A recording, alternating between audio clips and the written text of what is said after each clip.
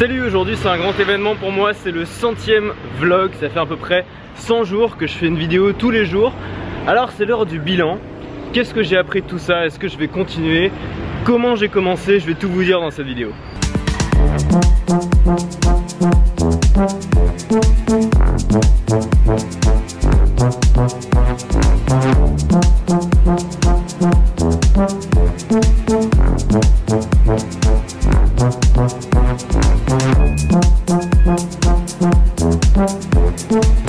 Alors j'ai commencé cette aventure fin septembre, début octobre 2015. À l'époque j'avais déjà fait des vidéos sur YouTube, j'avais surtout un blog, mais je connaissais pas du tout le format vlog, enfin je connaissais à peine, je venais de découvrir Casey Neistat, mais c'était pas encore un truc qui m'attirait vraiment, pour moi c'était vraiment un truc d'ado. Et je commençais juste à faire des vidéos où je parlais devant la caméra pendant 10 minutes. Le problème de ce format que je connais bien parce que je suis pas mal de gens sur internet qui font ça, c'est que on regarde au début quand on est concentré, quand on est enthousiaste, et très vite on s'en lasse. On s'en lasse parce qu'on sait qu'on va devoir se caler pendant 10 minutes devant une vidéo qui va certes être intéressante mais qui va nous forcer à fournir un effort de concentration. C'est à ce moment là que j'ai commencé à m'intéresser au vlog puisque c'était un moyen de faire passer son message tout en ajoutant une touche de divertissement, tout en ajoutant une touche de fun. Donc ça enlevait l'effort de concentration qu'on avait. Et là j'ai découvert vraiment Casey Neistat qui est le vlogueur encore aujourd'hui que je regarde tous les jours, qui me passionne et qui fait même pas passer un message dans toutes ses vidéos, mais il a quand même un message global, c'est assez intelligent et il fait passer ça de manière toujours très intéressante. Je me suis dit que le moyen le plus efficace de faire passer mon message, le moyen le plus fun et le plus intéressant pour faire passer mon message, c'était de raconter des histoires. Et c'est difficile de trouver une nouvelle histoire à raconter tous les jours. Et finalement le moyen le plus simple de raconter une nouvelle histoire tous les jours, c'est de raconter sa journée. Alors j'ai commencé à raconter ma journée, alors j'étais à Paris, c'était pas forcément très intéressant, mais je racontais des petits détails de ma journée et j'ai glissé des petites pastilles de contenu pour faire passer mon message en même temps. Au début j'ai eu un gros problème, c'était les dislikes, c'est parce que j'avais 5000 abonnés à ma chaîne, mais la plupart s'étaient abonnés à cause d'une vidéo qui était devenue virale, qui avait rien à voir avec mon contenu. Donc les mecs comprenaient pas trop ce que je faisais, ils mettaient plein de pouces rouges et je savais pas trop comment gérer ça. C'est étonnant le contraste entre les vieilles maisons et les immeubles super modernes. Au début quand j'ai commencé à faire une vidéo par jour, je me suis pas fixé d'objectif précis. Je me suis pas dit je fais une vidéo par jour pendant 30 jours ou pendant 60 jours. Je me suis juste dit je tente le coup. Je fais ça, je regarde si j'y arrive, je regarde si j'arrive à trouver de nouvelles idées tous les jours, je regarde si ça m'intéresse toujours autant. Et en fait ça s'est fait très naturellement, c'est-à-dire que je l'ai fait, j'ai commencé à faire des montages de plus en plus travaillés, j'ai commencé à y prendre goût. Et finalement c'est plus du travail aujourd'hui, c'est vraiment du fun, c'est un loisir pour moi qui me permet d'en vivre. Et tout naturellement je me suis dit que j'allais continuer, je me suis dit que j'allais prendre ça au sérieux et j'allais m'investir à 100% sur mes vlogs sur YouTube. En novembre, j'avais suffisamment d'argent pour m'acheter un billet d'avion pour l'Asie. Je me suis dit que j'allais partir au Sri Lanka totalement au hasard, je savais absolument pas pourquoi, j'avais aucune idée de ce que c'était que ce pays, je connaissais rien à l'Asie, j'avais jamais mis les pieds en Asie. Et je me suis dit que non seulement j'allais pouvoir réaliser mon rêve de pouvoir voyager, qui est mon rêve depuis très longtemps, mais en plus et surtout j'allais pouvoir rendre mes vlogs encore plus intéressants, puisque raconter une journée quand on vit chez soi c'est bien, mais raconter une journée quand on est en voyage c'est toujours plus intéressant. Alors je suis parti le 8 décembre, il y a un mois tout exactement, au Sri Lanka. Je me suis retrouvé un peu paumé là-bas, je suis arrivé dans la ville de Colombo qui est une vraie jungle. Je savais absolument pas quoi faire, mais j'ai continué à me filmer et j'avais peur d'avoir du mal à me filmer en voyage, j'avais peur d'avoir du mal à travailler en voyage.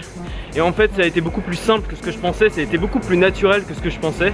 J'y ai vraiment pris goût et j'ai continué à le faire, et en fait maintenant je conçois plus mon voyage sans mon vlog quotidien.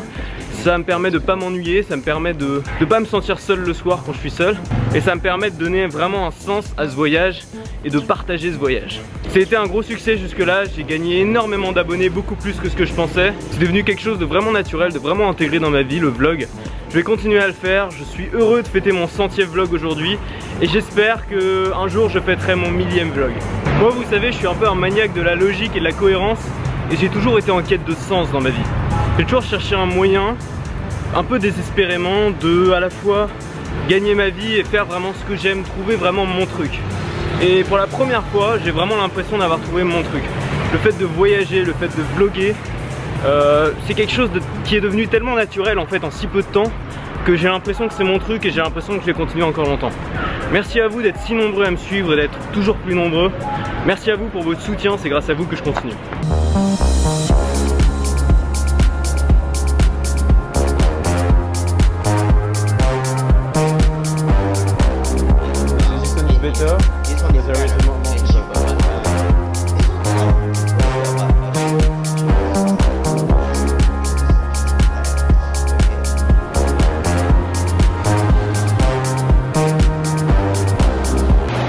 just say Ant, A-N-T.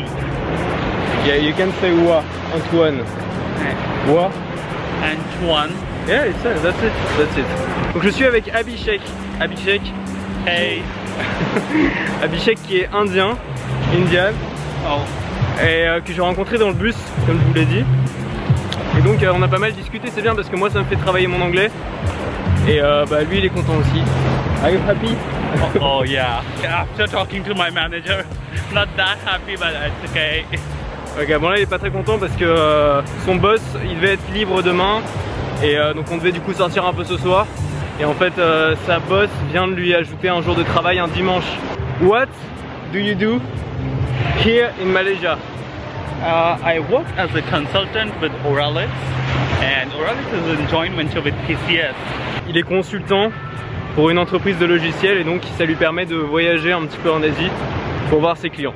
Do you have a life lesson to say to all of people that are watching you right now? Okay, about the life, what I learned till now is there is no problem which cannot be solved, or there is nothing you cannot. That's what I told you 5 minutes ago. So it's just a copy paste thing maybe, but the thing is like you have to fight to get through. Faut se battre et parfois on abandonne quand on est juste au bord de la réussite, donc c'est dommage. C'est parfait parce que ça colle parfaitement avec le message que j'essaie de vous faire passer aussi dans ce vlog. So yeah, it's something like if you guys have played football. So football, you know, they just try to make a goal. That is how life is. You try, and finally you succeed. Voilà, donc c'est une analogie moyenne avec le foot. Mais bon, en gros, voilà, il faut toujours essayer quoi. Good message. Good message. Yeah, one more point I want to make. You know, always a male manager is better than a lady manager. Never have a lady manager. Just try for a male manager. At least he'll understand what you want. The lady manager, she'll never understand what you want and she'll scream at every single thing and she doesn't want to give you any increment. Hey. Ne faites jamais confiance aux femmes managers. Voilà, c'est totalement macho. Mais c'est la leçon qu'on retiendra aujourd'hui. Thank you for this misogyne lesson.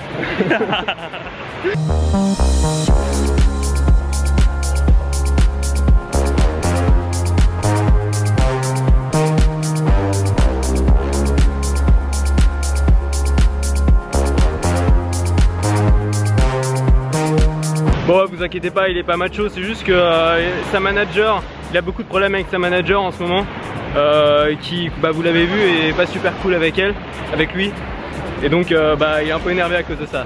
Mais il a rien contre les femmes, hein, vous inquiétez pas. It's gonna be impressive.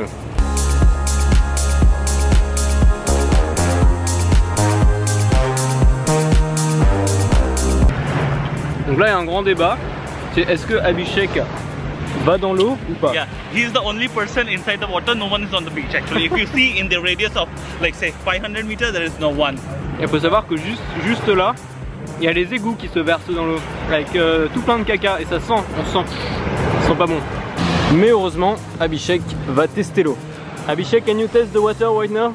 Allez, go! Yeah, I have to taste eventually. Il faut savoir qu'ici les gens se baignent tout habillés. Et donc les gens ont des habits de rechange en fait. Pour la petite anecdote.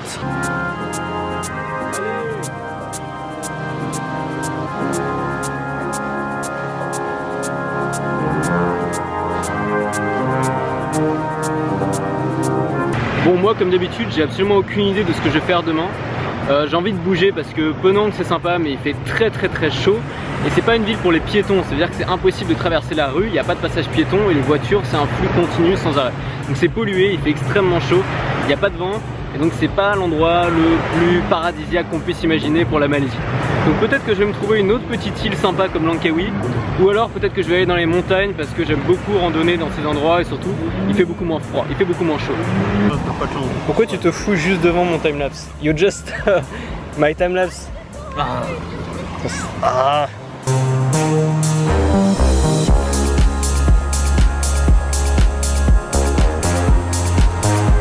Voilà, bah finalement on s'est pas baigné. Direction Little India pour manger indien. Where do we go? Little India. To do what? Indian food. Voilà.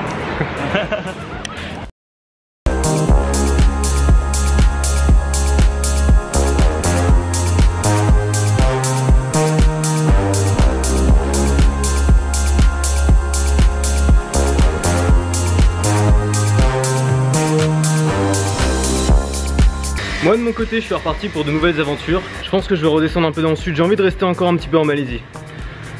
Pour l'instant je vous dis pas quelle sera ma prochaine destination, mais à mon avis vous pouvez le deviner facilement.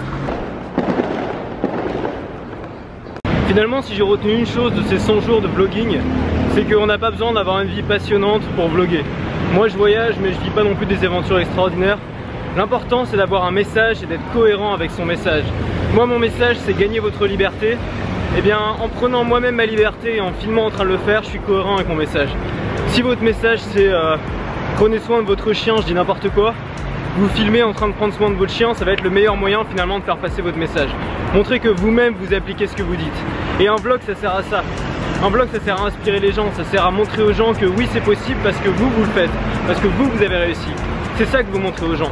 C'est pas seulement regarder comme ma vie est géniale, c'est regarder c'est possible, regardez ce lifestyle que je vous vends, ce lifestyle dont je vous parle tous les jours, moi je le vis, voilà comment je le vis, voilà comment vous pouvez le vivre.